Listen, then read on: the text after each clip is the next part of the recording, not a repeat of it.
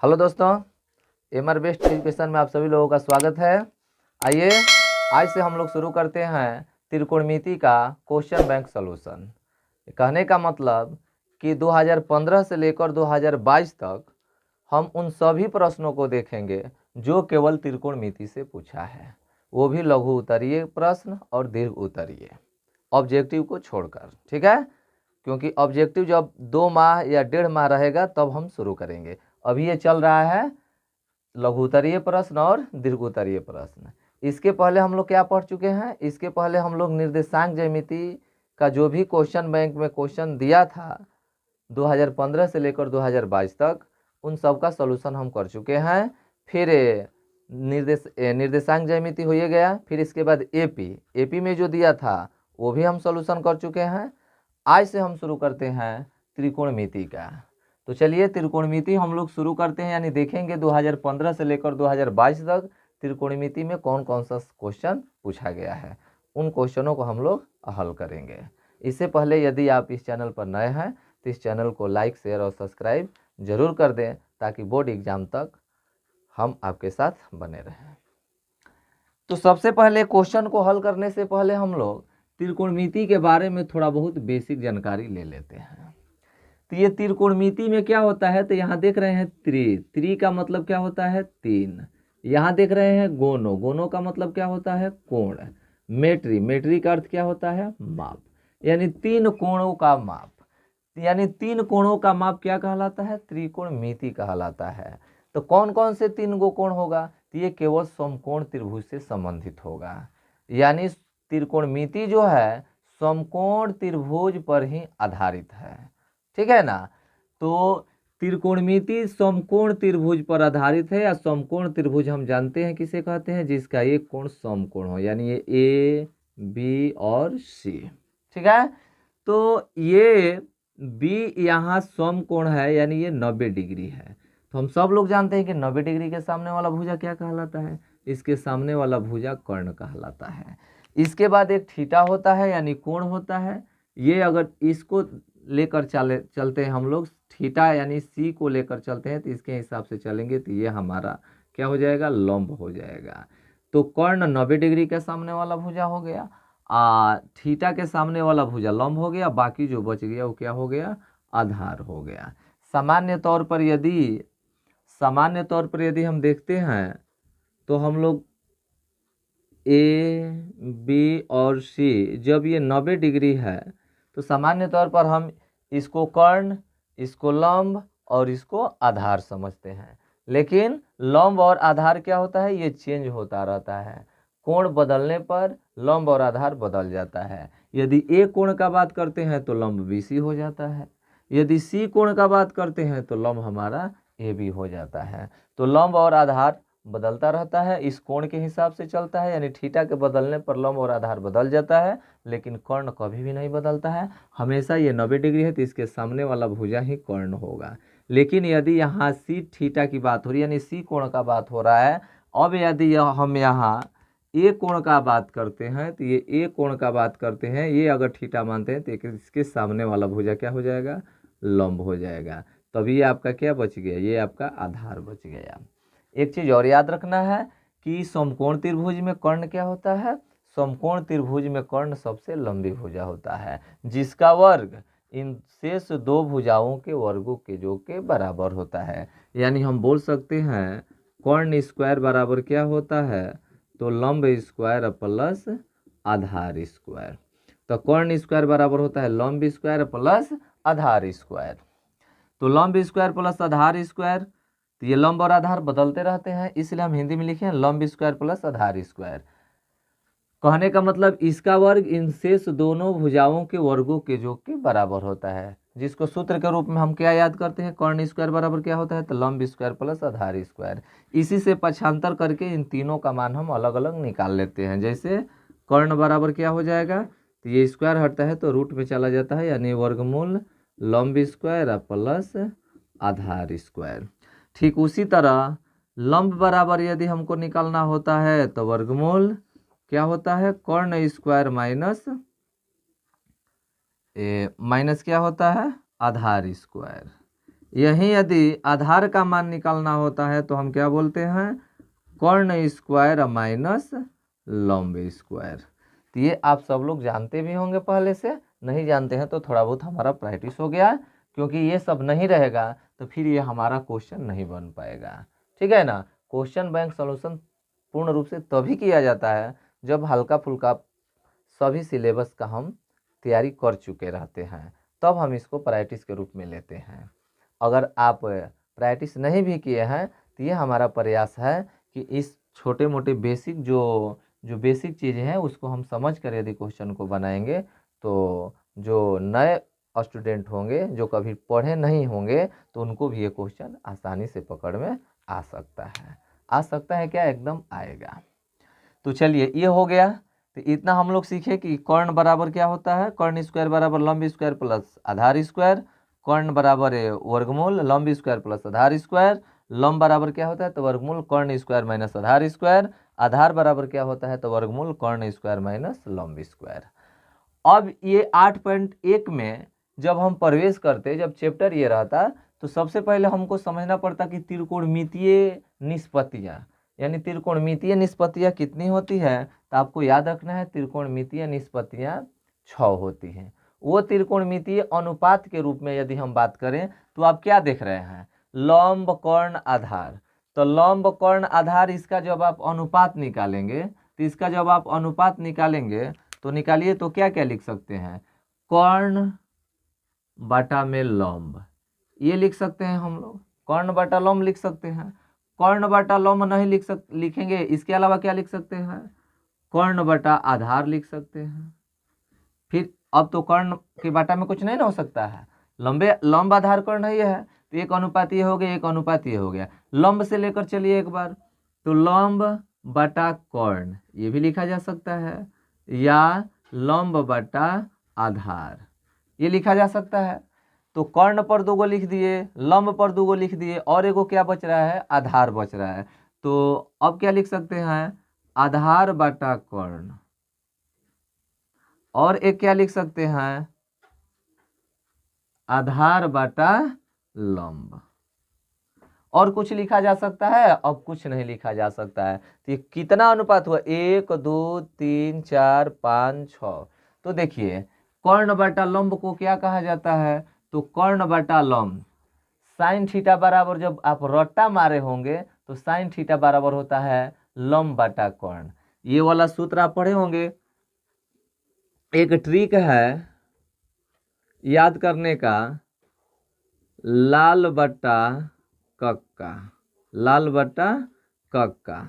ये लाल बटा कक्का क्या बताता है, एल बाई के, एल का मतलब होता है लंब और के का मतलब होता है कर्ण। तो ये लंब बटा कर्ण को हम लोग साइन थीटा कहते हैं, लंब बटा कर्ण को हम क्या कहते हैं, साइन थीटा कहते हैं। ये आपको याद रखना पड़ेगा, लंब बटा कर्ण को क्या कहते हैं हम, तो लंब बटा कर्ण को हम साइन थीटा कहते हैं। तो ये यहाँ पर लंब बटा कर्ण है, इसको बोलते हैं हम लोग साइन थीटा, यानी साइन थीटा बराबर सूत्र क्या होता है, लंब बटा कर्ण। अब एक त्रिकोणमितीय निष्पत्तियां यहाँ आ गई। इसी तरह से कर्ण बटा लंब, इसी का उल्टा यहाँ दिया है, ये लंब बटा कर्ण, इसका उल्टा यहाँ दिया है कर्ण बटा लंब। तो इसी के विपरीत वाले को कोसेक कहा गया, क्या कहा गया, कोसेक थीटा कहा जाता है। क्या कहा जाता है, कोसेक थीटा। साइन का उल्टा कोसेक होता है। अब देखिए ये दोनों एक दूसरे के विपरीत होते हैं, इस पर ध्यान देना है। साइन थीटा बराबर सूत्र लंब बटा कर्ण होता है, तो कोसेक थीटा बराबर सूत्र क्या होता है, कर्ण बटा लंब। साइन का उल्टा कोसेक होता है।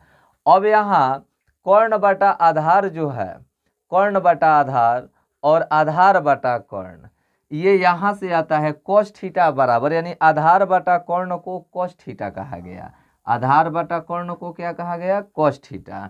तो कॉस थीटा बराबर सूत्र हो गया आधार बटा कर्ण, आ कॉस का उल्टा होता है सेक, कॉस का उल्टा क्या होता है, सेक। तो कॉस थीटा का जो मान है आधार बटा कर्ण, तो सेक थीटा का मान होगा कर्ण बटा आधार। क्या होगा, कर्ण बटा आधार। तो ये कॉस का उल्टा सेक, तो ये आपका हो गया सेक थीटा। ठीक है। फिर इसके बाद लंब बटा आधार को कहा गया टैन थीटा। tan थीटा बराबर क्या होता है, लंब बटा आधार। अब इसी tan का उल्टा होता है कट, तो tan का उल्टा कट, तो कट को हम बोलते हैं आधार बटा लंब। क्या बोलते हैं, आधार बटा लंब। इस तरह से आपके सामने 6 त्रिकोणमितीय निष्पत्तियां निकल कर आई। कौन कौन, एक साइन थीटा, एक कॉस थीटा, एक tan थीटा। इन तीनों को याद रखना है, इसके बाद इसका विपरीत कर देना है। साइन का उल्टा क्या होता है, तो कोसेक होता है। कॉस का उल्टा क्या होता है, तो सेक होता है। tan का उल्टा क्या होता है, तो कट होता है। ये हो गया आपका त्रिकोणमितीय निष्पत्तियां। ठीक है, ये थोड़ा बहुत नॉलेज होना चाहिए। फिर दूसरा चीज, तीसरा बिंदु क्या आपको, तो तीसरा बिंदु प्रश्नावली 8.2 में त्रिकोणमितीय अनुपात का मान निकालने के लिए दिया गया है। त्रिकोणमितीय अनुपात का मान निकालना यानी साइन 0 डिग्री का मान क्या होता है, साइन 30 डिग्री का मान क्या होता है, साइन 45 का क्या होता है, tan 30 का क्या होता है, यानी इन सभी का त्रिकोणमितीय अनुपात निकाला जाता है। जैसे 0 में, 0 डिग्री में, 30 डिग्री में, 45 डिग्री में, 60 डिग्री में और 90 डिग्री में। तो ये सभी त्रिकोणमितीय अनुपातों का मान भी याद रहना चाहिए आप लोगों को। ठीक है, जैसे देखिए कुछ मान हम लोग याद कर लेते हैं हल्का फुल्का।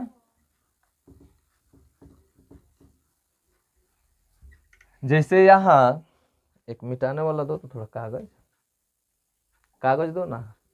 देखो, तो हम क्या करेंगे कि त्रिकोणमितीय अनुपात यानी मान निकालना हो, यानी साइन 0 डिग्री का मान, तो इसमें आपको केवल 5 मान याद रखना है। कौन कौन सा, एक साइन 0 का मान, एक साइन 30 का मान। तो साइन 0 का मान क्या होता है, तो साइन 0 का 0 होता है। साइन 30 का क्या होता है, तो 1/2 होता है। साइन 45 का क्या होता है, तो 1/√2 होता है। साइन 60 का मान कितना होता है, तो √3/2। ठीक है ना। और साइन 90 का कितना होता है, तो 1 होता है। ये 5 गो याद रख लेना है। ठीक है, और ज़्यादा बेहतर ढंग से यदि समझना चाहते हैं तो ये प्लेलिस्ट में जाकर, प्लेलिस्ट में जाइएगा तो उसमें नीचे उसको बढ़ाइएगा, तो 10th क्वेश्चन बैंक या त्रिकोणमिति के महत्वपूर्ण प्रश्न दिया गया है। उसी में ये आपका पूरा सूत्र को अच्छे ढंग से बताया गया है, ट्रिक भी बताया गया है, आप आसानी से इसको याद कर सकते हैं। ठीक है, तो कभी समय मिले तो इसको जरूर देख लीजिएगा, क्योंकि इसमें से आपको 2-3 नंबर का एकदम काम हो जाता है एग्जाम में। अब देखिए, इस पांचों का ये सब याद होना चाहिए। एक हिसाब से हम लोग कॉस का निकाल लेंगे, इन दोनों का भागा कर देंगे तो tan का निकाल लेंगे। इसके बाद धीरे धीरे सब का निकल जाएगा। ठीक है, फिर इसके बाद आपको क्या याद रखना है, इसके बाद sine square theta plus cos square theta बराबर क्या होता है, 1 होता है। एक इस सूत्र को ध्यान देना है। ठीक है, दूसरा sec square theta minus tan square theta बराबर 1। एक इस सूत्र को, ये थीटा के जगह पर कुछ भी हो सकता है, 30, 45, A, B, C, जो कुछ भी हो उस पर ध्यान नहीं देना है। जो ये बस ये याद रखना है कि साइन के बगल वाला जो रहेगा थीटा, इन थीटा के जगह पर क्या क्या, A, B, C, 30 degree, 45 degree, यानी कुछ भी हो सकता है, लिखा रहता है, ये चेंज हो सकता है। तो यहाँ हम किसी एक थीटा ही ले लेते हैं। तीसरा का सूत्र आपको याद रखना है, cosec square theta minus cot square theta बराबर 1। ठीक है, इन तीनों सूत्रों का और सहायता लेंगे, कहीं कहीं इसका यूज होगा। इसके बाद जितना आपका क्वेश्चन बैंक में जो प्रश्न दिया है उसको हम आसानी से हल कर सकते हैं। तो चलिए आज हम कुछ क्वेश्चन को देखते हैं जो 2015 में पूछा है।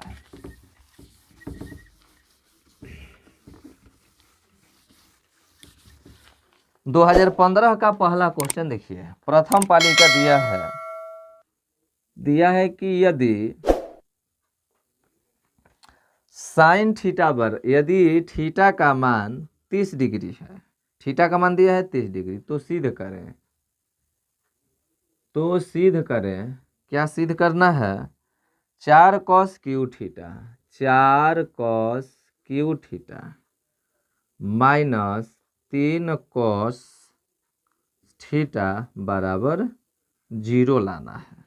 ये 2015 के प्रथम पाली में ये प्रश्न पूछा है। चलिए देखिए, तो सबसे पहले आप लोगों को क्या करना है, इसमें तो कुछ मान निकाल रख देना है सीधा सीधी। इसमें इतना बराबर 0 लाना है, तो हम LHS लिख देते हैं, यानी ये बायां पक्ष वाला साथ ले लेते हैं। 4 cos Q theta minus 3 cos theta, ये हमको LHS का मान लेकर चलेंगे तो RHS आ जाता है। ठीक है ना, सीधी इसी तरह से होता है।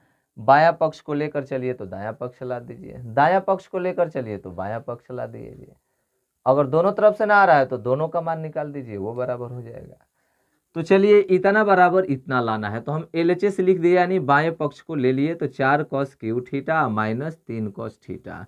ऊपर दिया है कि थीटा का मान 30 डिग्री है, थीटा का मान कितना है 30 डिग्री है, तो जहाँ थीटा रहेगा वहाँ 30 रख देंगे। 4 cos 30 क्यू है ना, तो यहाँ 4 cos क्यू 30 डिग्री हो जाएगा माइनस 3 cos 30 डिग्री। अब ये क्यू है, ठीक है ना, ये क्यू है। तो अब आप मान रख दीजिए, यहाँ 4 है तो 4, ये गुणा में cos 30 डिग्री का मान क्या होता है बताइए तो। cos 30 डिग्री का मान क्या होता है, तो √3/2 होता है, ये ना होता है। cos देखिए, याद अगर दिमाग पर नहीं चढ़ेगा तो आप क्या करेंगे, याद रखेंगे, ये sin 0 तो 0 होता है, sin 30 1/2 होता है, sin 45 1/√2 होता है, sin 60 √3/2 होता है, sin 90 क्या होता है 1 होता है।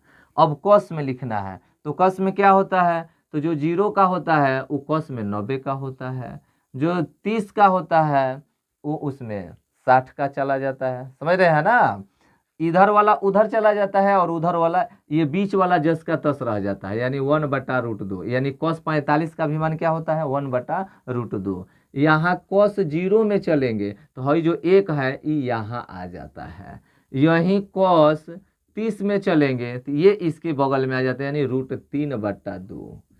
ठीक है ना, अब ये दोनों जो बच गए इधर भाग गया, यानी cos 90 में चलेंगे हम लोग, ठीक है ना, cos 90 में, तो cos 90 में चलेंगे तो जो sin 0 का होता है वो cos 90 का, तो यानी 0 हो जाता है। ठीक है ना, इसके बाद 0 हो गया, 30 हो गया, ये 45 हो गया, 60 में जब हम चलेंगे तो cos 60, तो ये इधर आ जाएगा 1/2।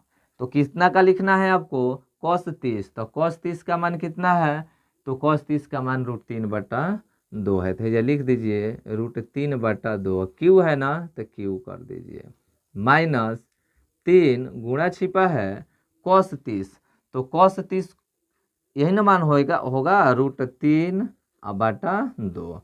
हल कर दीजिए इसको, 4 गुणे √3 का पावर 3, तो √3 गुणे √3 गुणे √3, यही ना होगा पावर 3 का मतलब।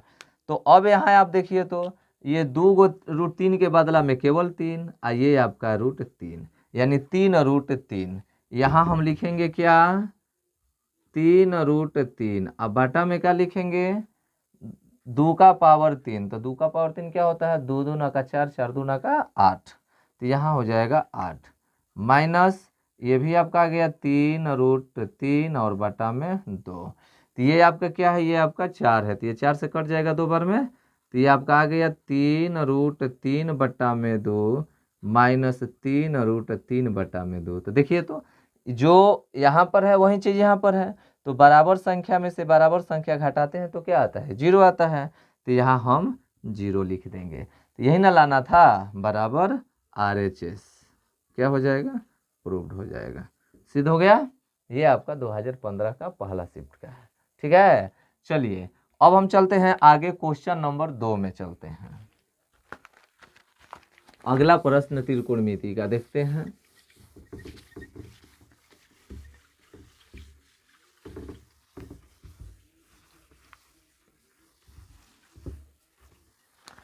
अगला क्वेश्चन कह रहा है 45 डिग्री का त्रिकोणमितीय अनुपात निकालें।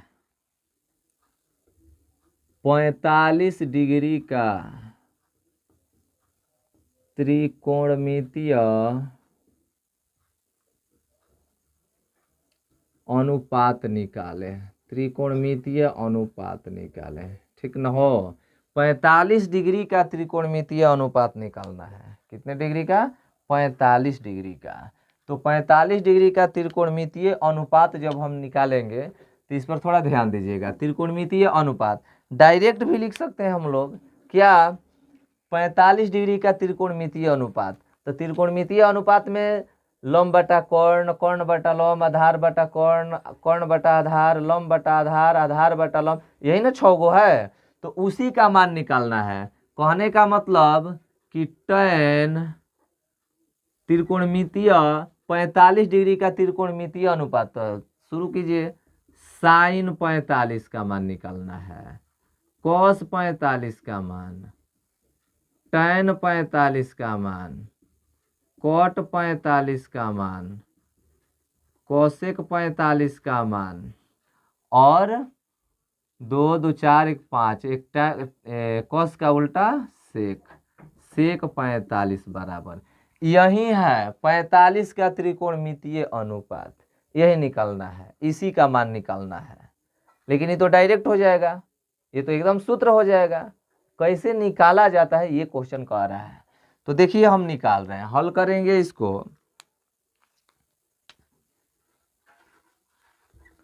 हल करेंगे, निकालना है 45 डिग्री का त्रिकोणमितीय अनुपात। पहले ही बता चुके हैं कि एक समकोण त्रिभुज पर आधारित होता है। तो ये मान लीजिए ये एक त्रिभुज है,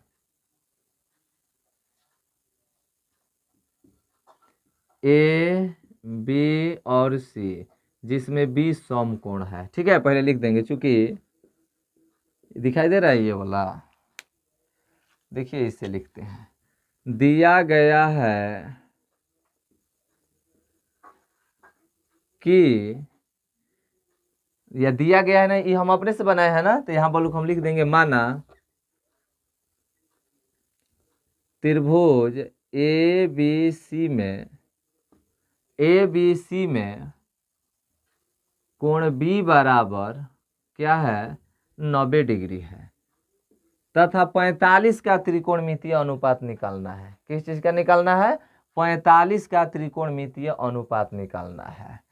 तो मान लीजिए कोई इसी में से किसी को न मानना पड़ेगा। मान लीजिए कि सी मानिए या ए मानिए। मान लीजिए हम यहाँ ए मान लेते हैं या सी, की कोई भी मान सकते हैं। ये जरूरी नहीं है कि हम ए ही मानेंगे, अगर आपका इच्छा है तो आप बी भी मान सकते हैं। ये 45 डिग्री, इसका त्रिकोणमितीय अनुपात निकालना है। तो माना त्रिभुज ए बी सी में कोण बी बराबर क्या है? 90 डिग्री है, तथा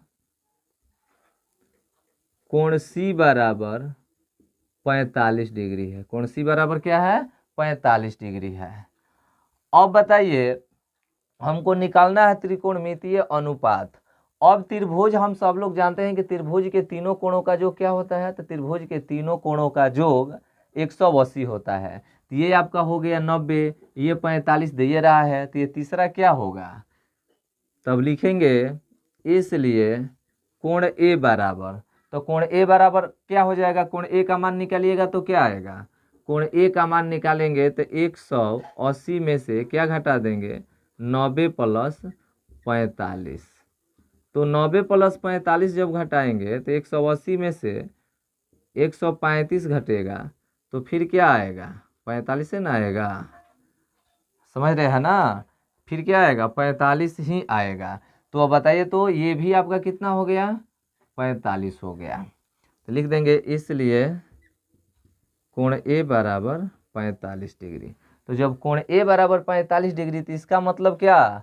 ये भी 45, ये भी 45। तो किसी त्रिभुज में दो कोण बराबर होता है तो उसकी दो भुजा भी बराबर होती है। तो इसके सामने वाला भुजा ये या इसके सामने वाला भुजा ये, यानी ये दोनों भुजा आपस में बराबर है। तो ये लिख देंगे, अतः त्रिभुज ए बी सी में, या समकोण त्रिभुज, अतः समकोण त्रिभुज ए बी सी एक, अतः समकोण त्रिभुज ए बी सी एक समद्विबाहु समकोण त्रिभुज हुआ। अतः समकोण त्रिभुज ABC एक समद्विबाहु समकोण त्रिभुज हुआ। तो इस तरह से जब ये दो भुजा बराबर हुआ तो अब हम देखिए त्रिकोणमितीय अनुपात हमको निकालना है। त्रिकोणमितीय अनुपात 45 का त्रिकोणमितीय अनुपात निकालना है। तो त्रिकोणमितीय अनुपात कैसे निकलेगा? जब एक समकोण त्रिभुज रहेगा तभी ना। तो हम एक समकोण त्रिभुज बना दिए। इसमें 45 डिग्री का निकालने के लिए कह रहा है, तो इन दोनों में से किसी एक को हम 45 मान लिए। ये C 45 दिया है, तो जब ये 45 दिया है, ये 90 दिया है, तो इस कोण को भी हम निकाल लिए 45। ये क्या किस लिए निकालें? ताकि हम पता लगा सके कि ये दोनों भुजा बराबर है कि नहीं। इस आधार पर ये दोनों भुजा बराबर हो गया। समकोण समद्विबाहु समकोण त्रिभुज है, इसलिए AB बराबर BC। AB बराबर BC, क्योंकि यहाँ लिख सकते हैं सम्मुख भुजाएं, सम्मुख भुजाएं बराबर होती है, बराबर होती है। कौन चीज कहा? तो समद्विबाहु त्रिभुज, समद्विबाहु त्रिभुज की। ठीक है। अब देखिए ई बराबर करने से क्या फायदा हुआ? ई बराबर करने से फायदा ये हुआ कि हम BC को x मानेंगे तो ये भी हमारा x हो जाएगा, ये y मानेंगे तो ये भी हमारा y हो जाएगा। तो यहाँ लिख देंगे, अब मान लेते हैं ये आपका x है, तो जब ये आपका x है तो ये भी आपका x होगा, क्योंकि दोनों बराबर है। तो अब यहाँ लिख देंगे माना AB बराबर BC बराबर x है। AB बराबर BC बराबर क्या है? x है। अब यहाँ AB बराबर BC बराबर हम x मान लिए। हम जानते हैं कि समकोण त्रिभुज में कर्ण का वर्ग शेष दो भुजाओं के वर्गों के योग के बराबर है। ये किस लिए हम निकाल रहे हैं? ताकि ये और ये और ये तीनों रहेगा तभी तो हमारा त्रिकोणमितीय अनुपात निकलेगा। तो चलिए, तो हम AB बराबर BC बराबर x मान लिए। तो अब लिखेंगे इसलिए, दिखाई दे रहा है ना, इसलिए पाइथागोरस त्रिक से, या पाइथागोरस प्रमेय भी लिख सकते हैं। पाइथागोरस प्रमेय भी होता है, समकोण त्रिभुज में कर्ण का वर्ग शेष दो भुजाओं के वर्गों के योग के बराबर होता है। तो पाइथागोरस त्रिक से क्या हो जाएगा? कर्ण यानी AC स्क्वायर बराबर AB square plus BC square. ठीक ना। तो अब यहाँ AC स्क्वायर का जब हम मान निकालेंगे तो AB का मान आपका x है तो x स्क्वायर, BC का भी मान आपका x है तो ये भी x स्क्वायर। तो क्या हो गया? तो क्या हो जाएगा? AC स्क्वायर बराबर ये 2x स्क्वायर हो जाएगा, इसलिए AC बराबर, तो ये वर्गमूल में चला जाएगा 2x स्क्वायर, स्क्वायर हटेगा तो वर्गमूल में। अब इसका मान निकालेंगे तो 2 का तो वर्गमूल नहीं निकलेगा, लेकिन x स्क्वायर का वर्गमूल निकलेगा। क्या निकलेगा? x स्क्वायर का वर्गमूल x होगा। तो x को बाहरी कर देंगे तो √2x, इसको निकाल देंगे तो ये √2 इंटू x हो जाएगा। ठीक है। अब चलिए, ये हमको पता चल गया कि ये आपका आ गया √2 इंटू x आ गया ना। अब देखिए ये भी हमको पता चल गया, ये भी हमको पता चल गया, ये भी, यानी लंब आधार कर्ण तीनों पता चल गया। अब आसानी से निकालिए अनुपात। sin 45 का अनुपात निकालना है। किसका निकालना है? sin 45। तो यही ना माने थे हम, किसी एक को लेकर चलना है। ठीक है ना, किसी एक को लेकर चलना है। sin 45 का मान निकालना, तो यही ना 45 दिया था, ये तो हम निकाले थे ये भुजा बराबर करने के लिए। ये पहले से हमारा थीटा ये है, तो 45, तो tan 45, तो tan यही ना 45 है। तो अब देखिए, तो tan 45, तो tan 45 नहीं, sin 45 पहले निकालते हैं ना। तो sin 45 का जब हम मान निकालेंगे तो sin थीटा बराबर सूत्र क्या होता है? मान लीजिए कि ये sin थीटा है, 45 भूल जाइए। तो sin थीटा बराबर सूत्र क्या होता है? तो ये थीटा है, तो लंब बटा कोण होता है। तो इसके सामने लंब क्या है? इसके सामने लंब AB है, तो यहाँ हम AB लिख दिए। बटा में कोण आपका क्या है? तो AC है, तो यहाँ AC लिख दिए। मान रख दीजिए। AB का मान कितना आया है? तो x आया है। ये AC का मान कितना आया है? तो √2 इंटू x आया है। तो बताइए, तो √2 इंटू x, ये x क्या हो जाएगा? कट जाएगा। तो यानी क्या बच गया? ऊपर एक और नीचे क्या बच गया? √2। तो यानी 1/√2 साइन 45 का मान होता है। आप याद किए हैं कि नहीं किए हैं कि साइन 45 का मान 1/√2 होता है। इसी तरह कॉस 45 का मान निकालिए, तो कॉस 45 चलेंगे तो कॉस थीटा, तो कॉस थीटा बराबर आधार बटा कोण, तो इसी के लिए ना 45 वाला, तो एक सामने वाला भुजा तो लंब होता है, तो आधार ये हो गया, तो BC हो गया, तो ये भी आपका 1 से है। कर्ण, तो कर्ण यही ना है, तो कर्ण √2x, फिर ये 1 से खत्म, यानी इसका भी मान 1/√2। कॉस 45 का भी आ गया। अब tan 45 का कह रहा है, तो tan 45, तो tan थीटा बराबर सूत्र क्या होता है, तो लंब बटा आधार, तो 45 यही ना है, इसके सामने वाला भुजा लंब, तो ये आपका हो गया लंब। अब आधार, तो ये लंब है, ये कर्ण है, तो यही ना आधार है, तो ये आपका हो गया आधार। तो x/x कट के क्या होता है, तो 1 होता है। तो यानी साइन 45 बराबर हम क्या लिख देंगे यहाँ, साइन 45 बराबर लिख देंगे 1। ये भी आ गया हमारा।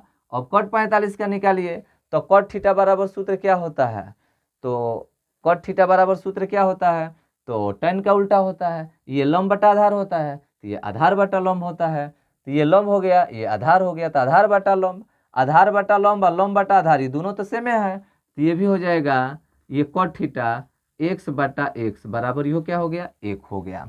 अब कोसेक 45 का निकाल देना है, तो कोसेक 45 का जब आप निकालेंगे, तो कोसेक 45 का जब आप मान निकालेंगे, तो साइन का उल्टा कोसेक होता है, साइन का उल्टा कोसेक होता है, तो साइन थीटा बराबर सूत्र है AB/AC, तो इसका सूत्र क्या हो जाएगा, AC/AB। तो ये कितना मान है आपका AC, तो AC का मान आपका है √2x, बटा में AC के बाद AB का मान क्या है, तो x है, तो बताइए x x कट गया, यानी √2। कोसेक 45 का मान आ गया √2। सेक 45, तो सेक 45, तो कॉस का उल्टा सेक होता है, तो कॉस 45 आया है x बटा में √2x, तो ये आएगा √2x बटा में x, तो ये यहाँ खत्म हो जाएगा, तो ये भी आपका हो गया क्या, √2। यानी कॉस 45 का मान 1/√2, तो सेक 45 का मान √2 उल्टा होता है। याद भी करते तो डायरेक्ट भी लिखते तो यहीं आता, तो ये सूत्र हो जाता, ये निकालना था। तो आप देख रहे हैं ना कितना आसानी से ये निकल गया। आप इसको अच्छे से प्रैक्टिस कर लेंगे, ठीक है। ये बहुत इंपॉर्टेंट क्वेश्चन लग रहा है, यानी बहुत कम बार पूछा है ये, ठीक है।